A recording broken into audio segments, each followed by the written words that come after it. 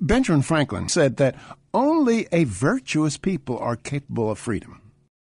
And John Adams, he says our Constitution was made only for moral and religious people. Let's think about whether we are a moral people. And let's think about it with just a few questions, because I think at the root of our problems, ladies and gentlemen, is immorality in our country. Suppose I saw an elderly lady painfully huddled on a heating grate in the dead of winter in downtown New York.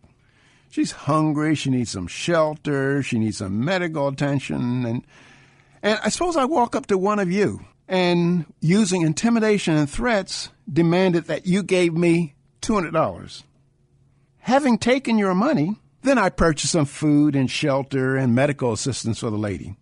Now the question I ask you, would I be guilty of a crime? I believe a moral person would say, yes, Williams, you're guilty of a crime regardless of what you did with the money. You've committed theft, because theft is taking the property of one person and giving it to another. Now, see, ladies and gentlemen, most Americans can agree with me. Now, here comes the hard part. Would it be theft if I were able to get 3 people to agree with me to take your money? Would it be theft if I got 100 people to agree? What about 100 million or 200 million people to agree to take by force somebody else's money and give it to somebody else? Would it be theft? Or what if instead of personally taking your money to assist a woman, I got together with other Americans and asked Congress to use Internal Revenue agents to take your money? In other words, what is clearly immoral and illegal when done privately does not become moral when it's done collectively. And we can think of many examples of that. I mean, the Nazi Nuremberg laws, the apartheid laws in South Africa. Don't get me wrong, ladies and gentlemen. I don't want anybody to call up and say, well, gee, Williams doesn't care about his fellow man.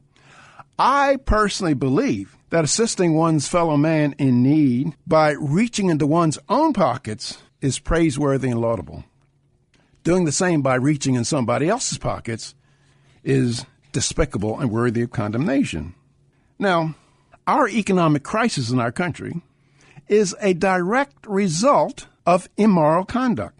That is, roughly 2/3 to 3/4 of our federal budget can be described as Congress taking the property of one American and giving it to another.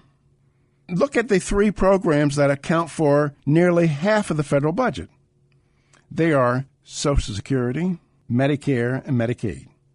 Then there are corporate welfare programs, farm subsidies, and thousands of other programs such as food stamps that take money from one American and give to another.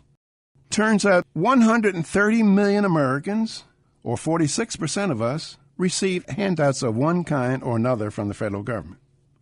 Look at what we're doing, ladies and gentlemen. We're not talking about ending immoral conduct by Congress, stopping Congress from taking what belongs to one American and giving it to another to whom it does not belong.